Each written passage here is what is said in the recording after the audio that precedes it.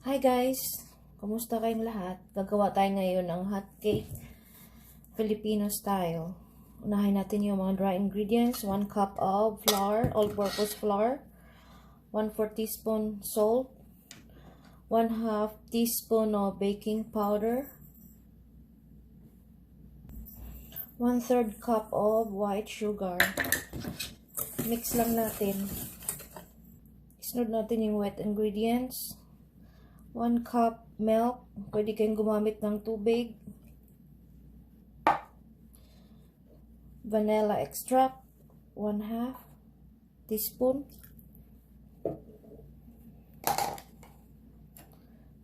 Yellow food coloring. 1/2 teaspoon.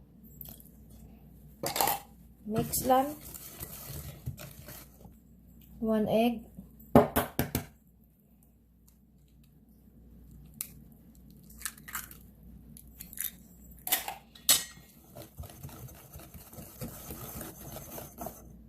Mix hanggang ganyan na yung itsura niya. Ayan. Huwag natin kalimutan yung pang-spread natin mamaya, yung star margarine. Pang-sprinkle yung white sugar. Pwede rin kayong gumamit ng butter pag walang star margarine. Lalo dito sa US, mahal yung star margarine. Yung gagamitin ko is cooking spray. Pwede kayong gumamit ng cooking oil, mga 1 tablespoon, pero pakunti-kunti lang. Huwag yung masyadong maraming oil. Parang yung, kung alam niyo paano magluto ng pancake, ganito rin yung process niya. Papainit tayo sa kawali. Yung medium heat to low lang dapat. Spray. Pwedeng cooking oil yung gagamitin nyo. Mainit na siya.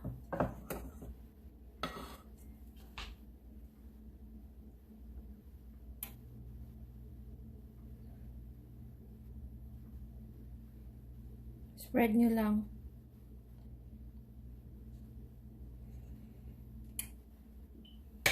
Sayaan lang natin siya. Pwede na nating baliktarin. Master kayo mag-flip, mas maganda. Hayaan lang nating maluto yung kabilang side.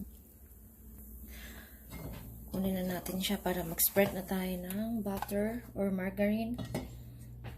Maglagay tayo ulit ng isa pa para makita nyo.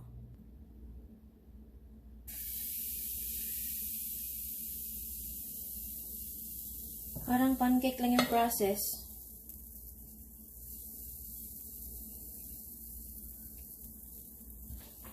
Yan lang natin siya. Spread natin ng margarine habang mainit pa. Pwede kayong gumamit ng butter pag walang margarine. Mas maganda talaga yung butter kasi ito yung Filipino style. Sprinkled with sugar.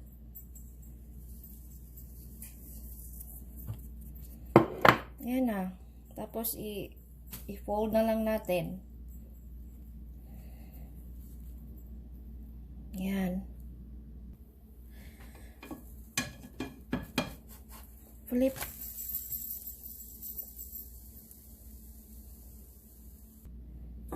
Spread tayo ulit ng butter.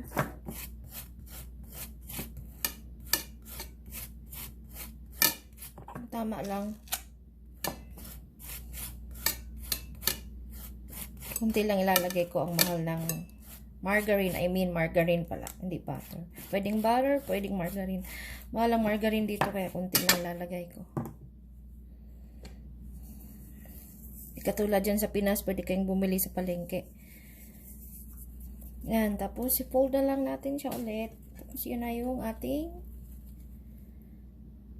ito na yung ating Filipino style hot cakes. Mga 4 or 5 yung magagawa, pero ito lang muna yung papakita ko. Maraming salamat sa inyong panonood. Sana may natutunan kayo.